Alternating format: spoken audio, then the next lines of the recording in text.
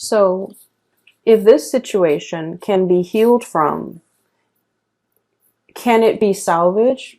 Is it worth salvaging? Whether or not there's enough love and that strong emotional connection that can be, I guess, like that still exists in this relationship. Is it worth salvaging? We have here the Temperance card, and the Temperance card indicates to me that something is really like tinkering on the balance. Okay, it's like a situation that needs to be approached with kitty gloves, needs to be kind of like balanced out. And without the temperance, without the patience and the love and the nurturing, I feel like it can go astray. So I do see this might be kind of like a turning point in this relationship. And then we have the Page of Pentacles, which indicates to me that both parties might be putting very little effort in this relationship because they don't see the longevity in it anymore. There might also be a lot of arguments over spending, a lot of arguments over finances, over spending, over, who's contributing what in this relationship, okay? There might have been one person who's creating, who's generating the money, and then the other person is like the spender.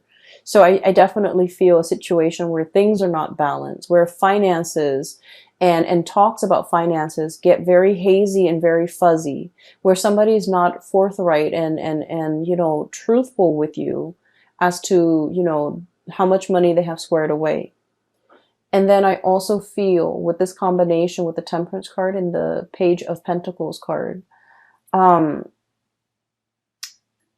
unfortunately, I just keep seeing as if somebody might be flirting, giving their pentacles away, giving their time and their energy elsewhere.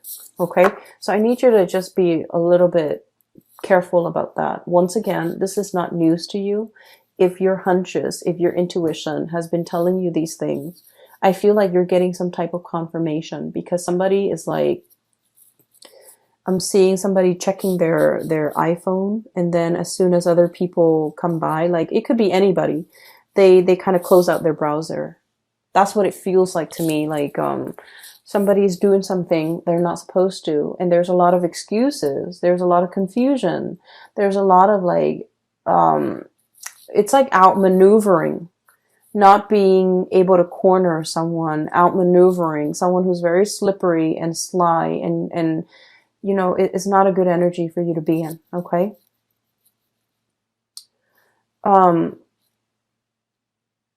What I do see here is I feel like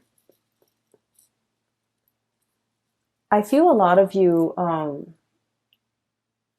you're hanging on to, okay? And let me just shift this way here, because I mentioned that the reading is kind of split up. This is one issue that you're dealing with. Here's another thing that you're dealing with. For those of you who have ever read that book, The Scarlet Letter by Nathaniel Hawthorne, it's like a high school reading type of a book. So basically, it's about this woman, and this is like back in the days. She committed adultery, and she got found out, and she lives in this very small community. And so her punishment at the time was they sew a giant letter A for adultery, and they force her to wear it on her chest so that everyone in the community can see. So it's sort of like, a shaming mechanism to get people to behave the right way. And they did this because they found out she is not married, but she's pregnant. So they put an A on her chest, and she has to walk around with it. And then I think occasionally every week or so, she has to come to the town square, and then she has to subject herself to like the stocks, the gallows, where you put your head and your hand into this thing, and you're stuck there for a certain amount of time. And then at the end of the day, she goes back home. So it's like a public shaming, or some type of a shaming mechanism. Where was I going with this? Okay, so that's the premise of the story. What I'm seeing is a little bit different, but I do see, and in the book, The letter, it starts to burn. Okay. Like it takes on a life of its own. It's something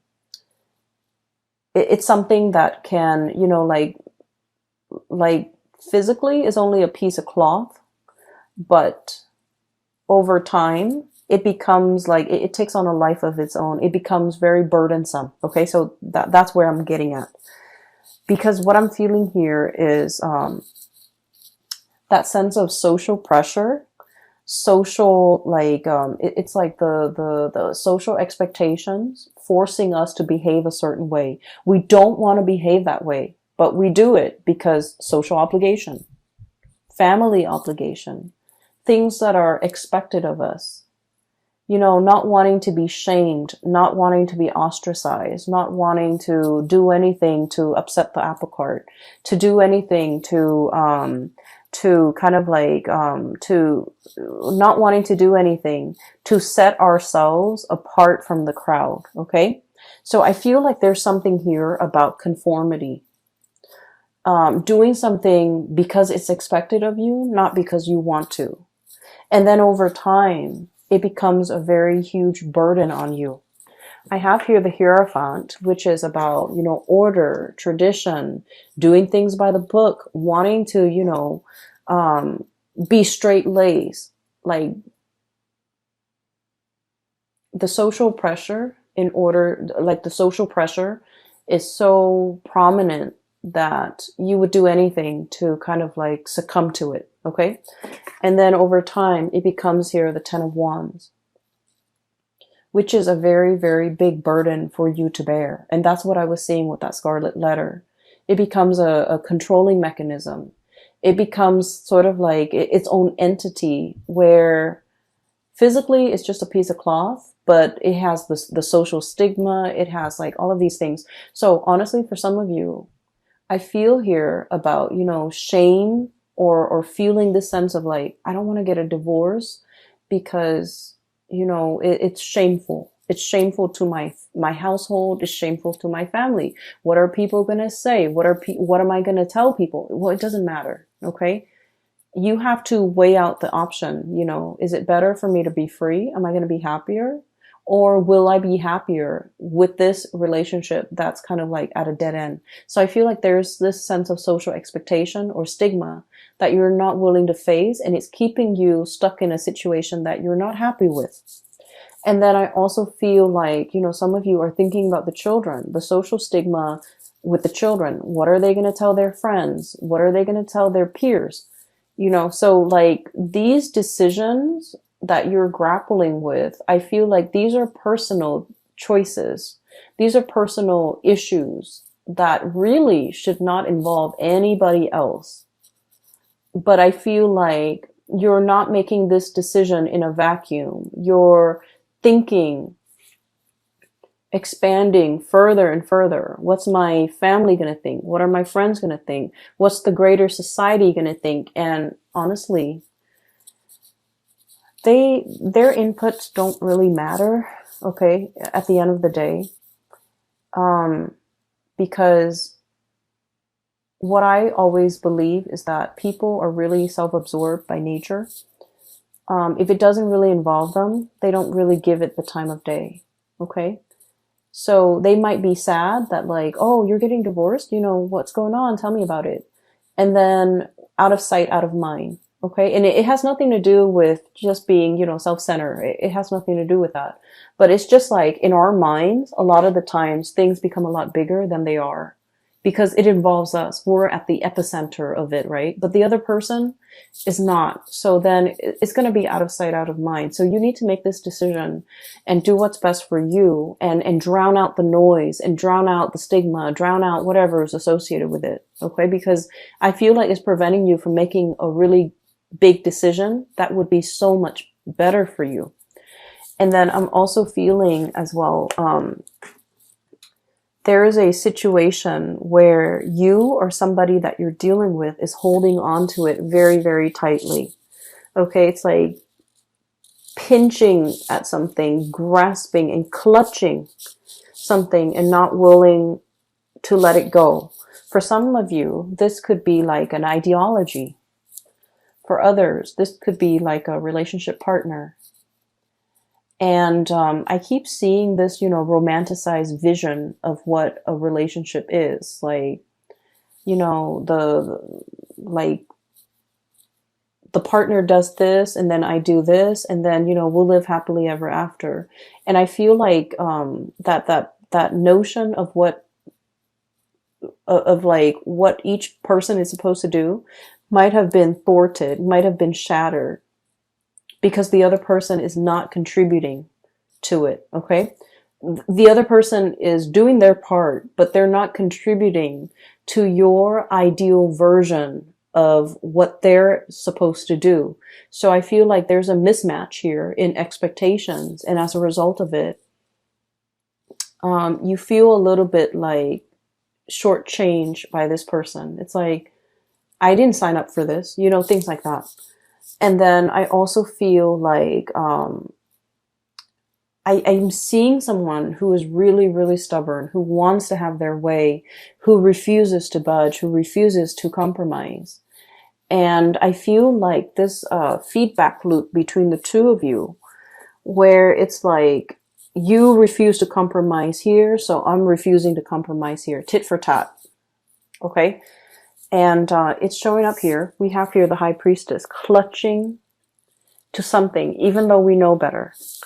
And then this Five of Swords, you know, the clucking, the mindless arguments and the banter and the situation that really doesn't add anything to an existing conflict. So that's what I'm seeing here.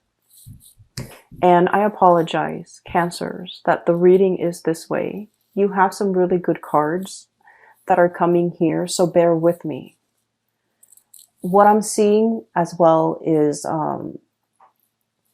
one of the things that can, you know, really help us kind of like loosen up and focus more on the solution rather than the problem. For some of you, you might be dealing with somebody that exhibits all of these symptoms I told you about. And it's really frustrating because you want to compromise. You're the peacemaker. You're the lover. You're the nurturer, right? So you're encountering opposition from this person. And it's becoming very, very difficult. And so I feel like you have to detach yourself a little bit. And what exactly does that mean? Well, what it means for a water sign when you detach is, you know, not get emotionally riled up with this person. Not become emotionally affected. Whatever they do, don't let it emotionally affect you. So rationalize, I guess, like their actions, okay? Like tell yourself, oh, they do this with everybody. It's not just me that they behave this way with. And honest to God, it's not just you that they are this way with. They're like this with everybody. They might have a habit of sabotaging their significant relationships, you know, their family relationships, their deep friendships. You might want to think about, you know, look at this person. Do they have a close group of friends that they confide in? Do they take time for their family? I feel like the answer is no. I feel like you're dealing with someone who's like me, and who might also not have these emotional connections with other people. And so everything that they're doing is not personal. It's not personal, okay? And then on the other hand, I also feel like a situation where both people argue because they want to be right. I also see somebody who's a little bit shifty when it comes to swirling away their assets, hiding their money, not wanting to give somebody a dime, not wanting to, you know, to suffer the financial losses in the case of a separation, for example.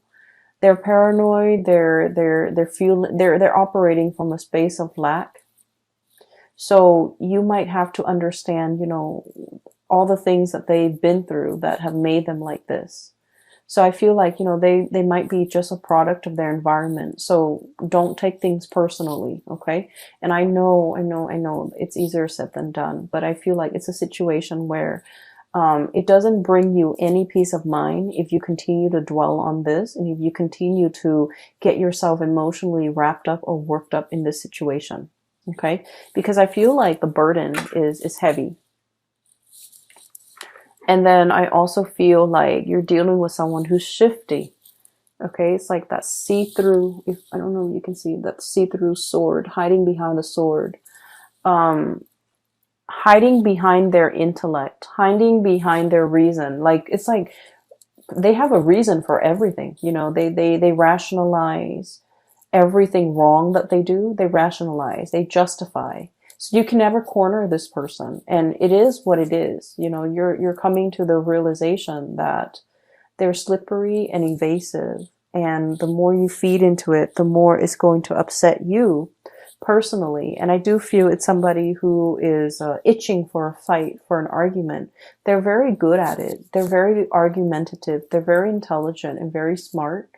And they know how to outmaneuver everybody, not just you. So don't take this personally, okay?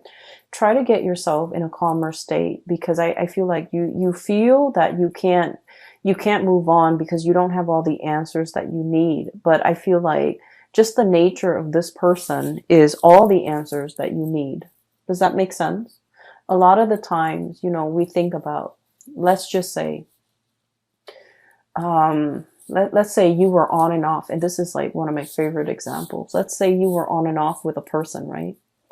And the main problem in the relationship was they're flirtatious, and they always, you know, you don't know whether or not they cheated, okay? But you were constantly on and off. There were months when you guys were officially off, and you saw other people, they saw other people, but you know, you never like got intimate with the other people you saw. And so I feel like you might have found out some information that they might have been dating, they might have been with somebody else, and you're trying to piece together the timeline.